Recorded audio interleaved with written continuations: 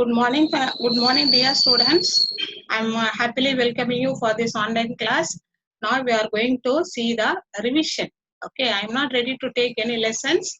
And you know, for the September monthly test, we have 3 lessons. That is P block elements 1, P block elements 2, coordination chemistry. Okay, just now we finished this coordination chemistry.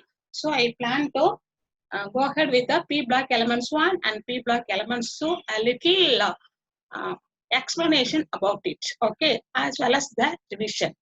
Okay, shall we? Okay, now we are going to see the P block elements. Yeah, in P block elements, the first 20 are the choose the best answers, and those choose the best answers already you know. Okay, the answers are given here, and first question, write a short note on the anomalous property of the elements of P block. And for that, the answer is in P block element, the first member of each group differ from other elements of the corresponding group. The following factors, there are 3 factors given here, that is small size of the first member, high ionization enthalpy, and high electronegativity, as well as the absence of D block in their valence shell. The first member of the group 13, boron, is a metalloid, while others are the reactive metals. Moreover, boron shows a diagonal relationship with the silicon of group 14. The oxides of boron and silicon are similar in their acidic nature. Okay, and next is question number 2, that is describe briefly about the allotropism of P block elements with specific reference to carbon. And the answer is some of the elements exist in more than one crystalline or molecular form in the same physical state. And this phenomena is called allotropism. Most allotropic carbon are graphite, diamond, fullerenes, carbon nanotubes, and graphene. And first we are going to see about the graphite. Graphite is nothing but it is the most stable allotropic form of the carbon at normal temperature and pressure. It is soft and conduct electricity. It is composed of a flat 2-dimensional sheets of carbon atom, and each atom is a hexagonal net of sp2 hybridized carbon atoms with a C single bond C, and the bond length of the C single bond is 1.41 angstrom. And the structure is given here, and you have to give the structure also. For the structure also some marks are allotted. Okay, next we are going to see diamond. It is very hard, and it is the carbon atoms in the diamond are sp3 sp1 hybridized with the carbon-carbon single bond, and its length is 1.51 angstrom. In the diamond, carbon atoms are arranged in the tetrahedral manner, and the structure of this one is given here. The structure of diamond is given here. Next is a fullerene. Fullerene, it is a newly synthesized allotropes of carbon. The C60 molecules have the soccer ball-like structure, and it is called as Buckminster fullerene or buckyballs.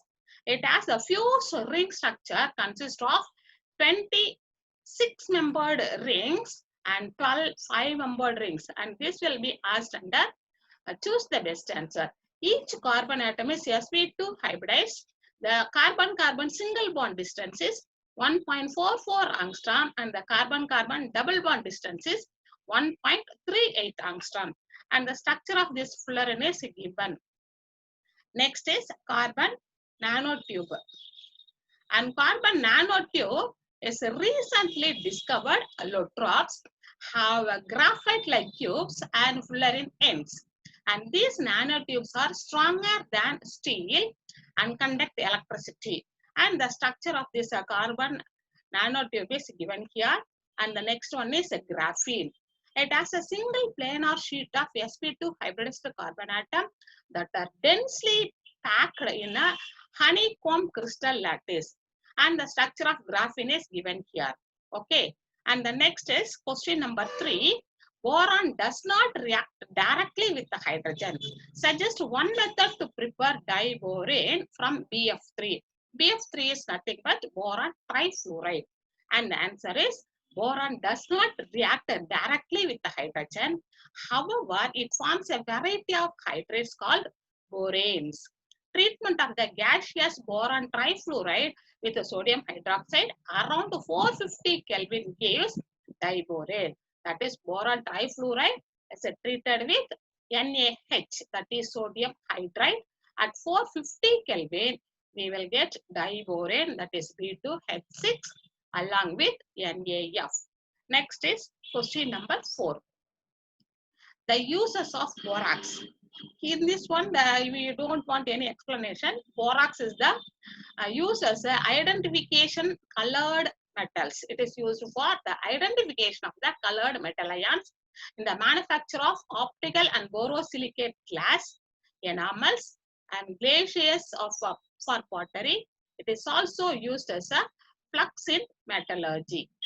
Okay, then next is question number 5. What is catenation? It's one of an important question. Describe briefly the catenation property of carbon. And it is the phenomena of an atom to form strong covalent bond with the atoms of itself. Carbon, that is carbon is linked with the carbon itself. Carbon shares the property of catenation to a maximum extent because it is in size and can form PN multiple bonds to itself. And following are the conditions necessary for catenation. Sometimes they'll ask what are the conditions for the catenation separately.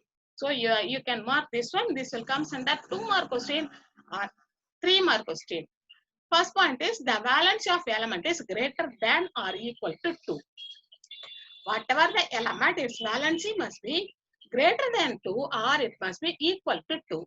It must not less than 2. The element should have an ability to bond with itself. And this element, the element is combined with the same element once again. The self bond must be as strong as its bond with other elements. And kinetic inertness of the catenated compound towards other molecules. Carbon possesses all the above properties and forms a wide range of compounds in itself. Okay, next question number 6. Write a note on the Fischer-Tropsch synthesis.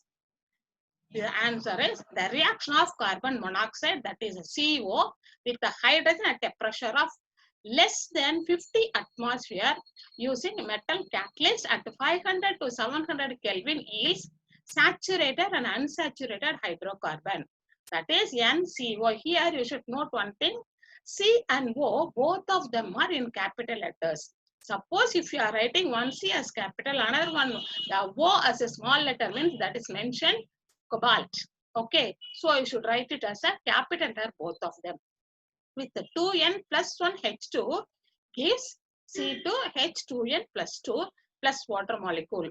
And N carbon monoxide with the hydrogen gives 2N H2N with the hydrogen.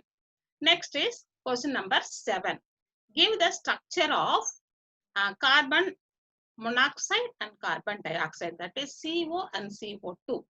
The carbon of CO, that is given here, CO with the 4 electrons, and around it we have the electron dot also. Okay, you should see this one, carbon monoxide and carbon dioxide. This will come under 2 mark question. Okay, then question number 8. Question number 8, give the uses of silicones. And the uses of silicones are used for the low temperature lubrication and a vacuum pump, high temperature oil bath, etc. And they are used for making waterproofing clothes. They are used as an insulating material in electrical mirror and other appliances. And they are mixed with paints and enamels to make them resistant towards high temperature, sunlight, dampness, and chemicals. Question number 9. And here AlCl3 behaves like a Lewis acid. Substantiate this statement. Actually, Al aluminum chloride trichloride behaves as a Lewis acid, and they are asking you to explain it. In AlCl3, aluminum is electron deficient. It needs 2 electrons to complete octet. So it acts as Lewis acid. And AlCl3 usually exists as dimer to achieve octet by bridged chlorine atom, electron deficient compound or Lewis acids. Okay. Now we will pass on the next question, that is question number 10. Describe the structure of diborane. The answer is, in diborane, 2 pH2 units are linked by 2 bridged hydrogen. Therefore, it has 8 BH bond. However, diborane has only 12 valence electrons and are not sufficient to form the normal covalent bond. The 4 BH bonds are normal covalent bonds. 2 center, 2 electron bond are 2C and 2E bond. The remaining 4 electrons have to use for the bridged bonds. That is a 2-3 centered BHB bonds utilize 2 electrons each. Hence, these bonds are 3-centered 2 electron bonds. The bridging hydrogen atom are in a plane, and as it is given in this picture. In diborane, the boron is sp3 hybridized, and 3 of the 4 sp3 hybridized orbitals contains a single electron and 4th orbital is empty. Next one, 2 of the half-filled hybridized orbitals of each boron overlap with the 2 hydrogens to form 2 terminal 2C and 2E bonds, leaving 1 empty and 1 half-filled hybridized orbitals on each boron. The 3-center 2 electron bonds of BHB bond formation involves overlapping the half-filled hybridized orbital of one boron, the empty hybridized orbital of the other boron, and the half-filled 1s orbital of hydrogen. The picture is given here. Okay. And next question is question number 11. Write a short note on hydroboration. The answer is, diboron adds on to alkenes. Alkenes means carbon-carbon double bond. In between carbon and carbon, we have double bond. And alkynes. Alkynes are carbon-carbon triple bond series. In ether solvent at room temperature, this reaction is called as hydroboration and is highly used in synthetic organic chemistry, especially for anti-Markovnikov of addition. That is B2H6 plus 3RCH double bond CHR single bond. It gives BCH2 CH2R thrice, that is 3 times, and 6H2. Next question number 12. Give one example for each of the following. Here it is given those isogens, tetragen, fructogen, and chalcogen. And for those things, you have to give one examples in the periodic table. Okay, that is nothing but boron. For isogens, boron, aluminium, gallium, and for tetragen means which is having 4 bonds, carbon, silicon, germanium, fructogen, oxygen, sulfur, selenium, and chalcogen, fluorine, chlorine, bromine. Next question number 13. Write a note on the metallic nature of p-block elements. The tendency of an element to form a cation by losing the electron is known as electropositive metallic character. And this depends on the ionization energy. Generally, on descending a group, the ionization energy decreases and hence the metallic energy increases. So in p-block elements present in the lower left part of the metals, lower left part are metals, while the electrons in the upper right part are non-metals. Elements of group 13 have metallic character except the first element boron, which is a metalloid, having properties intermediate between the metal and the non-metal. The atomic radius of boron is very small and it has relatively high nuclear charge, and these properties are responsible for the non-metallic character. In the subsequent groups of the non-metallic character increases. In group 14 elements, carbon is a non-metal, while silicon, germanium are metalloids. And in group 15, nitrogen and phosphorus are non-metals, arsenic and antimony are metalloids. In group 16, oxygen, sulfur and selenium are non-metals, and tellurium is a metalloid. All the elements of group 17 and 18 are non-metals. Okay. And next question is complete the following. Here some reactions are given and you have to memorize these things. There is no other way. You have to memorize. If the reaction is going on like this, what will be the product? Sometimes they will ask this too also. In 4 reactions, they will give you in 2 mark question. Okay, you have to memorize this one. Next is question number 15. How will you identify borate radical? And the answer is when boric acid or borate salt is heated with ethyl alcohol, otherwise ethanol, in the presence of concentrated sulfuric acid, as ester triethyl borate is formed, the vapor of this ester burns with a green edged flame, and this reaction is used to identify the presence of borate. That is, the reaction is H3BO4 plus 3C2H5. In the presence of concentrated sulfuric acid, you get BOC2H5 thrice and 3 water molecule. Okay, so we revise this 15 questions, and the remaining questions, zeolites. The write a note on zeolite. This is also one of an important question. Then after that, you have how will you convert boric acid to boron nitride? And here the answer is given, as well as question number 19, a double salt which contains 4th period of alkali metal. On heating at 500 degrees centigrade, what will happen to them? And an aqueous solution of the P gives white powder with barium chloride and gives red color compound with glycerine. Identify AB. And like this, the problems also you will get in the 2 mark questions. Okay. Then question number 20, carbon monoxide is a reducing agent. Justify with an example. And this is used, carbon monoxide is always used to used as a reducing agent. Both in the thermodynamic and kinetic factors make carbon monoxide a better reducing agent. When carbon monoxide is used to reduce a metal oxide, it gets oxidized to carbon dioxide. Thermodynamically, carbon dioxide is much more stable than carbon monoxide. And for example, this one, carbon monoxide, Fe2O3 gives 2 Fe plus 3 CO2. That is carbon monoxide. In the iron oxide, it removes all the oxygen. So it is called as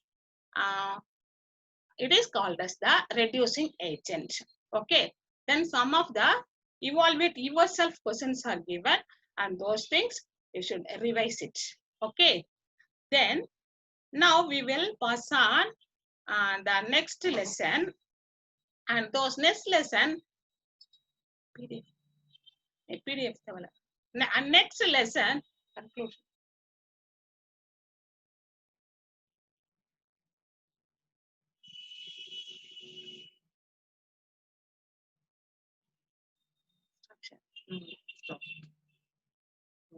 Okay, now we studied about the P block elements 1, and in P block elements 2 also like the same, the questions are there, and you should revise those things. And the coordination already we revised, and you should write this one properly and write the answers in your prepare everything well, and you should write the test properly. Okay, and try to get good marks. Okay, then I will conclude this lesson. Write those answers well. Clear? Thank you, dears. Stop recording 1 second.